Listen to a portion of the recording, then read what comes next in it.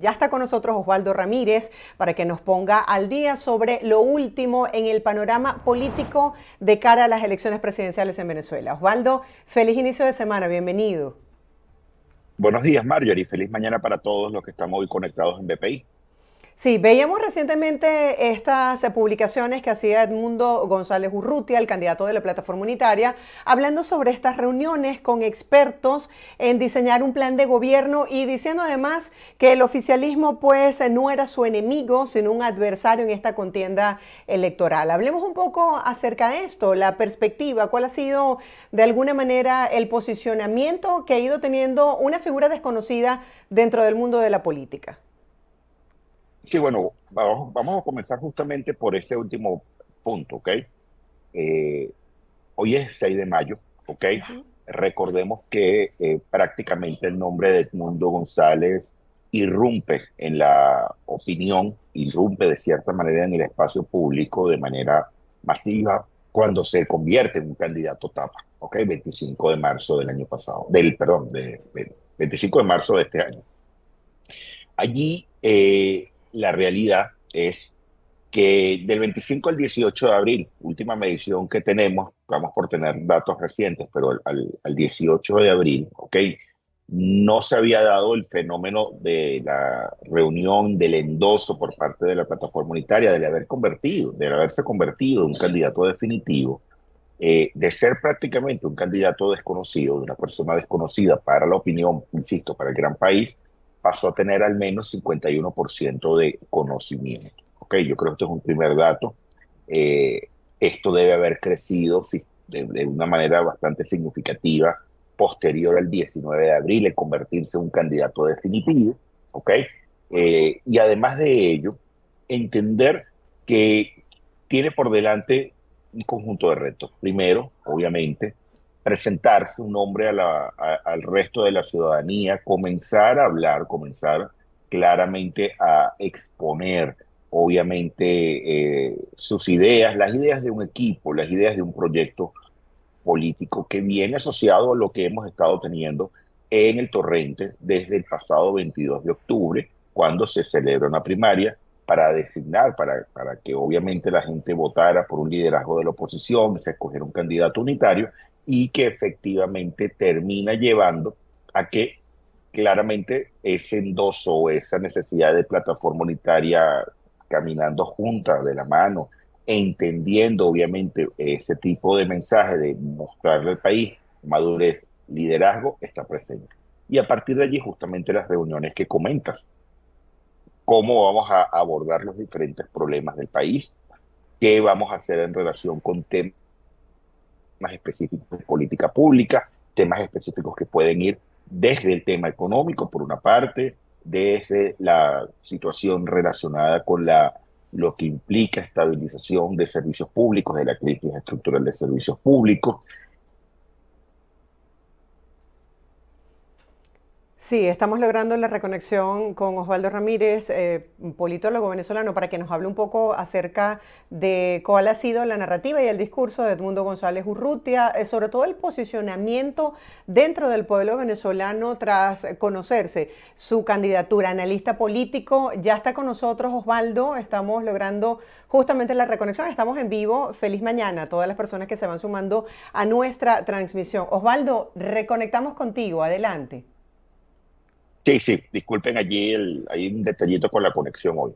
No, no te preocupes. Entonces, fíjense, en este tema, justamente es el arranque de un proceso más complejo, de un proceso en donde él pueda efectivamente comentar qué se va a hacer en temas de políticas públicas, pero también los temas macro, esos temas macros de entendimiento, de reconciliación nacional, de avanzar justamente en construir una nación juntos, en una nación que efectivamente pueda llevarnos a una situación en la que puedan los venezolanos caminar juntos hacia un futuro mejor. Osvaldo, ¿cómo piensas que ha sido la reacción en líneas generales, por supuesto, del pueblo venezolano ante su discurso, ante su narrativa desde el punto de vista de la conciliación del país? Mira, yo creo que es de expectativa. Esa expectativa viene derivado de qué conecta o qué habla en función de los grandes apoyos que ha recibido. Primer apoyo, el de María Corina Machado. ¿Estás alineado o no estás alineado? Esta semana, fíjense que se publica una foto en algunas cuentas en redes sociales en donde se ve que estaban trabajando juntos. Luego, el mensaje de diferentes actores de la plataforma unitaria prácticamente sirviendo en lo que se llama este rol de multicandidatos, de muchas personas hablando de un mensaje sistemáticamente a lo largo y ancho del país. Y tercero, por parte de la población, yo creo que todavía hay expectativas y esas expectativas están asociadas a ver cómo efectivamente se pueden superar los diferentes obstáculos que se han ido presentando en el camino, por una parte, y segundo, el entendimiento de cómo mantener esa energía electoral que ha estado acompañando a la oposición, al menos durante las últimas semanas. ¿Qué te ha parecido esta estrategia de candidato haciendo su gira de medios versus la líder que está en la calle? ¿Ha sido una estrategia bien asumida por la gente? Mira, sí, al final la gente lo que quiere es tratar de reencontrarse políticamente con un país que ha llevado durante algún tiempo a mantener a la gente lejana, muy lejana, viendo que efectivamente esa especie de orfandad política, que lo hemos conversado en el pasado, llegó de cierta manera un liderazgo en el cual confiar. Yo creo que aquí yo destaco tres palabras. La primera palabra es confianza, la segunda palabra es esperanza, la tercera palabra efectivamente es reconciliación. Yo creo que dentro de esos tres grandes mensajes, de esas tres grandes ideas, está pivotando no solo la actuación de Edmundo González, sino también la actuación de María Corina Machado y la actuación de parte de la plataforma unitaria, a pesar de que el ciudadano, el votante de oposición, ¿okay?, definido por ese clúster, efectivamente tiene un mayor liderazgo hacia María Corina Machado. De hecho, en nuestra última encuesta, al preguntarle a la gente de forma espontánea quién es el líder del país, el dato para efectos país arrojaba 50%, cuando lo cruzabas estrictamente en el clúster opositor arrojaba 76% de gente que dice el liderazgo del país está hoy en los hombros de María Corina Machado. Sí, cuando hablo de la líder, no me refiero a que yo le esté dando ese título, sino porque así lo ha dicho Edmundo La González gente lo, durante las entrevistas y eso a algunas personas les genera ruido. Mira, porque probablemente puede interpretar, bueno, pero ¿cómo es esto?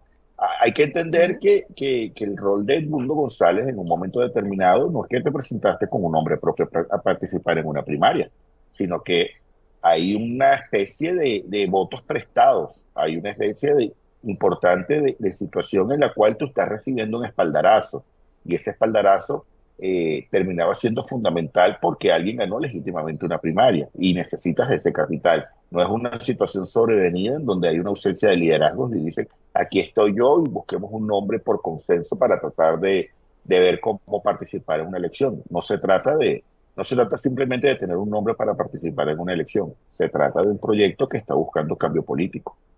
Claro, a estas alturas del proceso, ¿cuáles son los desafíos que se presentan? Porque escucho mucho en la calle quienes mantienen su esperanza, mientras que otros tienen la expectativa de si se va a dar un proceso transparente y la defensa del voto. Mira, aquí hay que entender, yo creo que primero el camino del organizativo, ¿ok? El camino del organizativo implica justamente la defensa del voto, implica contagiar a otra gente para que justamente participe, que vaya a votar, porque es un trabajo previo. Implica la defensa, implica llevar a la gente a votar, implica obviamente ese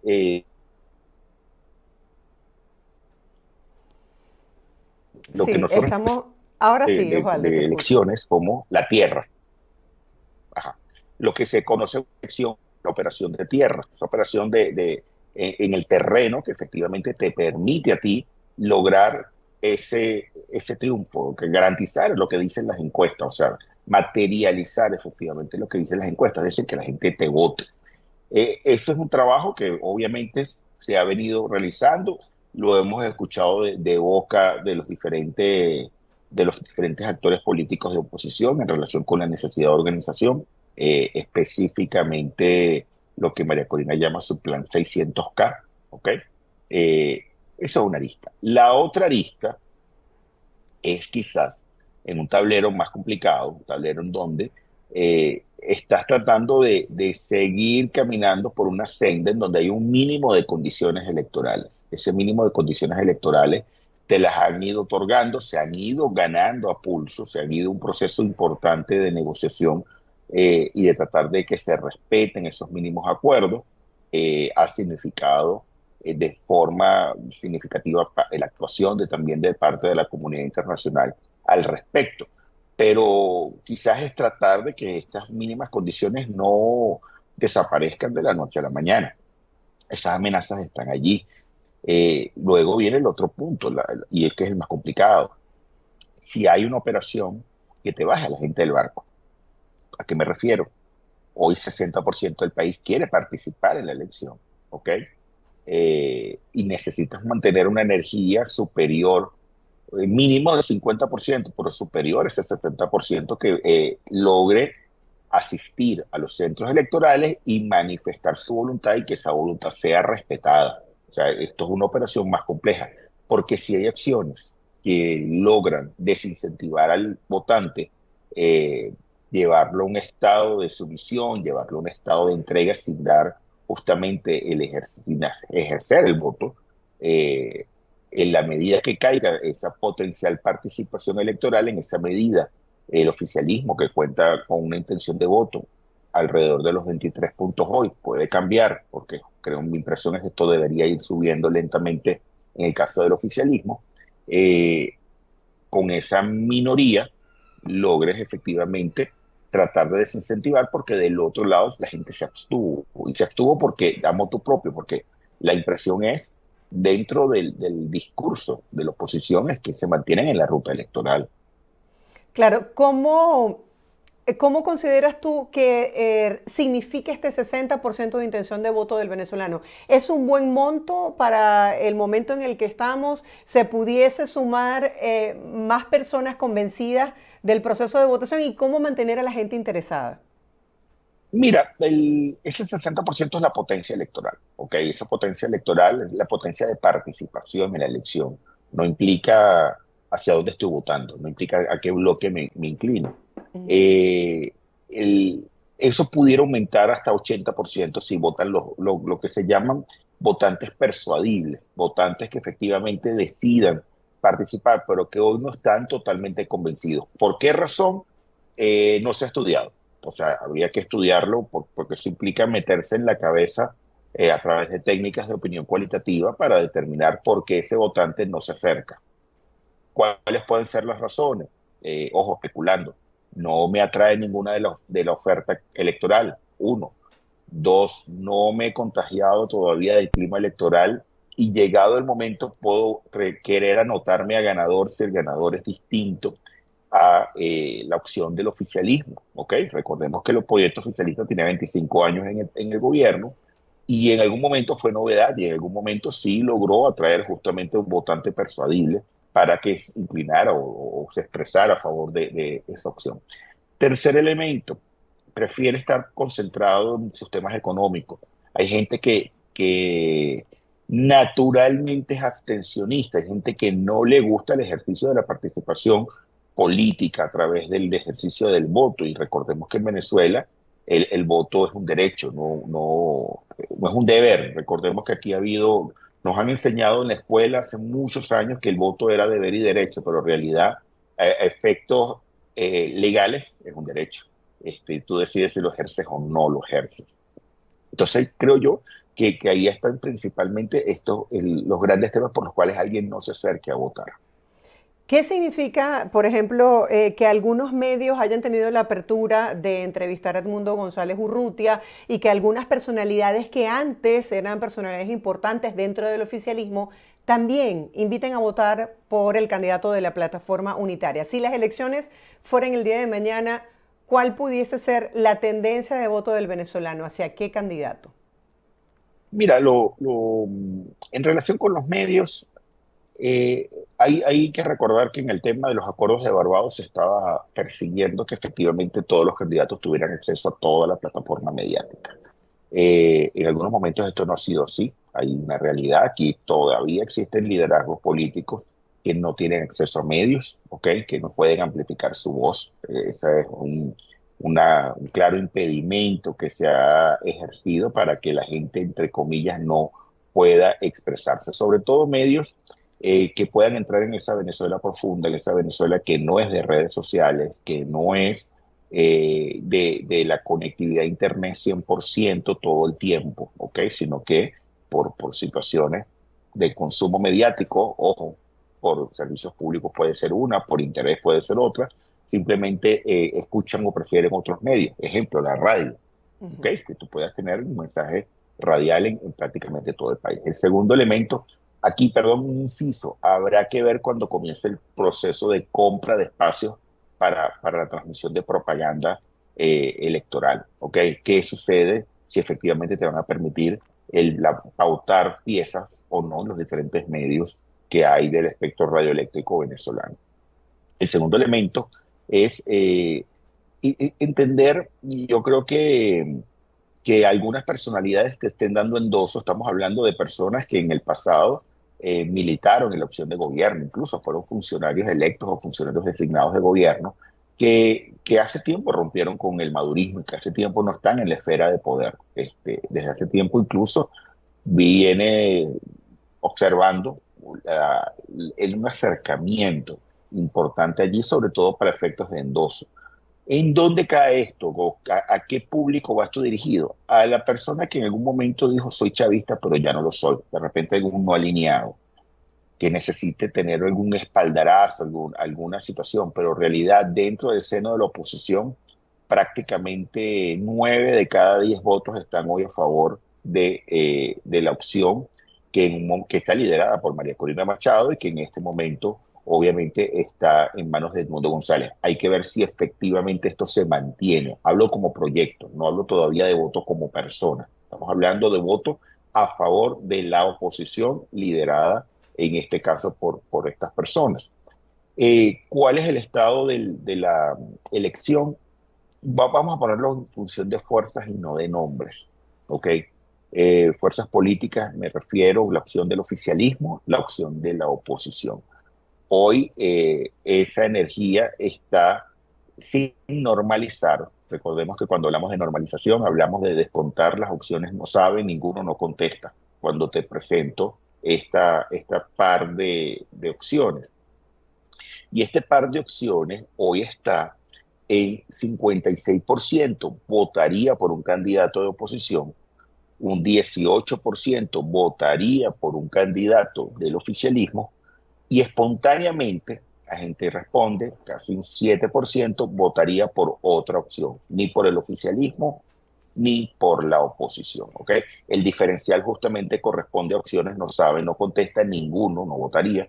Eso tienes que normalizarlo y eso bueno, te va a dar unos resultados de que quiere hacer su ejercicio o en casa. Pero la realidad, esa es la energía a favor de, de cada bloque. ¿Okay? Eso puede cambiar dependiendo de la persona. Justamente hay que ser prudente en relación con cuánto de ese capital tiene realmente Edmundo, porque la última medición que tuvimos no lo tenía él como candidato unitario. Simplemente el candidato tapa en la tarjeta de la mutua. Y todavía estaba Manuel Rosales y todavía aparecían otros candidatos que ya declinaron sus candidaturas. Ahora, según el Sindicato Nacional de Trabajadores de la Prensa, 11 emisoras de radio han cerrado en lo que va de año en este año en Venezuela. Esto lo pongo como referencia para que hablemos de cómo el oficialismo está utilizando los medios que tiene a su disposición para hacer campaña electoral e impulsar a su candidato. ¿Qué te ha parecido la estrategia que han utilizado hasta ahora? Mira, no, bueno, el oficialismo está en su despliegue clásico, obviamente la primera es por tratar de poner al presidente en actos todos los días, y obviamente se dirige al país todos los días, tiene a través de todo el sistema público de medios la exposición necesaria para amplificar su mensaje. Luego, por supuesto, tiene los multivoceros, ¿no? En este caso no son multicandidatos, de esas candidaturas, personas del alto gobierno que sistemáticamente están también recorriendo el país. El mismo efecto que tú ves también en la oposición. ¿Cuál es la diferencia? La diferencia es que la televisión nacional, que todavía es un espacio, a pesar de que la gente piense que todo es streaming o todo es internet, la realidad en el país, al menos yo creo que un tercio del país se informa y sabe qué está sucediendo a través de la televisión pública. No es un fenómeno, no es un fenómeno aislado. Tenemos mediciones relativamente cercanas del mes de noviembre. Ese dato era 32% de gente que se informa a través de la televisión pública, en donde además, perdón, de televisión abierta, en donde la televisión pública tiene un peso significativo. De ese 32, un 10 es televisión pública. O sea, no estamos hablando de poca cosa justamente al acceder al sistema de medios. Su estrategia, mira, mi impresión ha sido, al menos en el análisis de la comunicación política, de los símbolos, de los colores, de los mensajes, ha tratado de tener un mensaje multicolor ya hace algún tiempo. Es un mensaje que lo que está tratando de invitar, por una parte, es al acompañamiento y dar el voto por lealtad, no dar un voto efectivamente porque yo soy el cambio o yo voy a tener la intención de cambio. Ese es el primer elemento.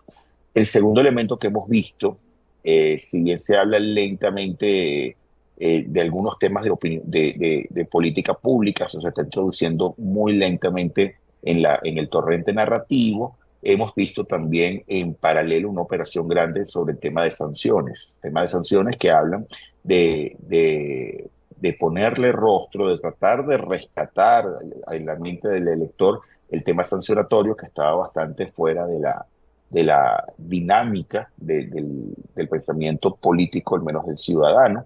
Y el tercer elemento yo creo que allí es ver cómo de cierta forma tratas de ablandar un mensaje, tratando de ganar adeptos, tratando sobre todo de pescar en el no alineado por encuadramiento hacia la oposición. Es decir, estos candidatos de oposición, este candidato particular, no debe gustarte, tienes que votar de cierta forma por alguien que ya conoces, y quizás es un poco tratando allí de tratar de captar al votante no alineado, ese 30% de país que participa muy poco. La realidad, menos del 20% de todo ese 30%, o sea, estamos hablando 6%, país realmente está montado en participar electoralmente. La mayoría, por ahora, están bastante alejados de la participación. Para poner un poco en palabras y en contexto lo que significan los números y las estadísticas, este 56% de intención de voto hacia el candidato de la oposición versus el 18% hacia el oficialismo, ¿son números importantes o todo puede cambiar en último momento? No, mira, a ver, esto es una tendencia, esto es una energía. Cuando tú haces una encuesta de opinión pública, y particularmente para temas electorales, es para cometer acciones que te permitan cambiar esa intención de voto, es decir, aumentar tu candidato. Aquí estamos hablando de energía sin rostro, es decir, candidatos sin nombre. Importante aclarar eso, no es el 56 tiene Edmundo, no lo es, No, quiero son las aclararlo. fuerzas políticas, Eh, ¿no? Como tú lo no, yo hablaste. lo sé, como fuerza política, pero un poco la aclaratoria para quien nos está observando. Allí el punto focal es cómo debe cambiar. ¿Qué hemos visto nosotros en tendencia? Porque aquí lo significativo de esto es ver tendencia, ver ese famoso tracking del estado de la elección. Y si hemos visto al oficialismo crecer, a ver, cuando lo vemos por nombre y apellido, un Nicolás Maduro que hace, no sé, noviembre del año pasado tenía 15% de intención de votos, hoy está sobre los 23, al 18 de abril. O sea, había crecido 8 puntos, ¿ok? Un candidato, en este caso María Corina Machado, se mantenía por encima de la barrera de los 60 de manera sistemática. Los candidatos agrupados, otros candidatos que en algún momento llegaron a tener 15 sumados, hoy es 7 sumados, por los 10 candidatos que estaban allí en el sistema. 7%, no 7 personas, 7% Sí. para esos 10 candidatos que están allí, insisto, el 18 de abril. ¿Puede cambiar? Sí. ¿Por qué puede cambiar? Primer elemento, lo decía previamente, si baja el caudal de participación electoral, esto va a corregir. ¿Por qué? Porque estamos hablando de votantes duros. Y cuando ves ese votante duro, el oficialismo va a tender a crecer muchísimo. O sea, estamos hablando que puede duplicar ese número que tiene actualmente, sin ningún problema, si solo participa un votante duro en la elección. En la medida que más gente vote, esto atomiza quién puede crecer cuando crezca ese persuadible. Probablemente el votante no alineado, que no le gusta oficialismo ni oposición, y vote por un candidato de estos, entre comillas, que se llaman independientes. ¿Ok? Y puede subir ese porcentaje de candidato independiente. No es que se lo esté quitando a otro, es que estoy recalibrando contra el nivel de participación de la elección. Porque no es que te lo quité, se lo quitó a Osvaldo para dárselo a Marjorie. Eso no lo estamos teniendo. Eso solo lo tienes si se retira un candidato y te haces la pregunta hacia dónde se van los votos de ese candidato, a dónde se hace el fenómeno de trasvase. Aquí no estamos en el fenómeno de trasvase, aquí estamos en un fenómeno de pasan a contar o a no a contar personas que están participando electoralmente en la elección. Si hablamos de fortalezas y debilidades, hacemos aquí un análisis FODA. Quisiera conocer tu opinión en uno y otro candidato y los anuncios del 1 de mayo. ¿Crees que esto pudiese tener una factura para las elecciones del 28 de julio? Mira, siempre el aumento del gasto público, siempre los anuncios en materia laboral de salarios afectan el tema electoral. Pues, wow, en estos años siempre ha habido coincidencia en la cercanía de la elección ciertos ajustes salariales. Esa realidad está allí, eso puede afectar a un votante específico. Hoy, bueno, esas discusiones son mucho más complejas porque efectivamente la gente tenía mayores expectativas el aumento, así fuera por la vía de los bonos, como finalmente terminó siendo, pero que fueron un poco más altos los montos a los que la gente estaba aspirando. En términos de análisis de amenazas, de oportunidades, de debilidades, de fortalezas, etcétera, a priori, porque, y quizás muy superficialmente, porque la realidad es que este ejercicio requiere muchísimo más tiempo, pero fíjate, que voy a partir de la oposición. Oportunidad, la gente tiene esperanza. Debilidad, muy rápidamente, que la gente no conecte con que hay que ir a votar y te quedes en casa, que esa energía que hoy dicen las encuestas termine no materializándose. Esa es una debilidad por ausencia de conexión con el candidato. Oportunidad, efectivamente, un proyecto político encabezado por María Corina Machado. ¿Ok? Y fortaleza, bueno, yo creo que la confianza que estás teniendo en ese liderazgo. Del lado del oficialismo, oportunidad, que en este caso ha sido mucho más complejo. Tienes ya un presidente incumbente que se está presentando de forma incumbente a la elección. Oportunidad, bueno, señor, si efectivamente usted quiere seguir gobernando, haga el timonazo de las políticas públicas. Lleva el país al estado donde realmente la gente desea estar. Fortaleza, eres gobierno, estás en el poder desde hace 25 años. O sea, conoces y usas el poder para mantenerte en el poder. Y eso pasa en cualquier parte del mundo. ¿Ok? No es un fenómeno estrictamente venezolano.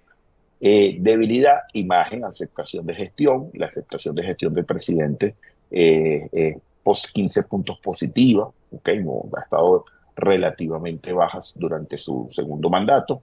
Y efectivamente yo creo que es viéndolo en grandes rasgos, el tema de entender que este país cambió y este país está mutando, este país tiene un ADN político distinto y quien no lo sepa comprender, y hablo de cualquiera de las opciones políticas, no va a poder conectar con un ciudadano que sí está aspirando a un cambio y que sí necesita efectivamente vivir en un país próspero, un ciudadano que no quiere migrar. 12% de la gente que estamos encuestando piensa que si vuelve a ganar el gobierno, efectivamente pudiera comenzar una nueva ola migratoria, asunto que preocupa a la comunidad internacional. Osvaldo, ya para finalizar, ¿cómo has visto la estrategia hasta ahora de lo que ha sido la campaña electoral de la oposición? Últimamente se ha hablado de que la gente percibe un discurso de unidad. ¿Qué no se está haciendo en este momento? Si es que hay algo que no se esté haciendo en este momento en función de esta campaña. No, yo creo que ya se está haciendo lo que debe hacer.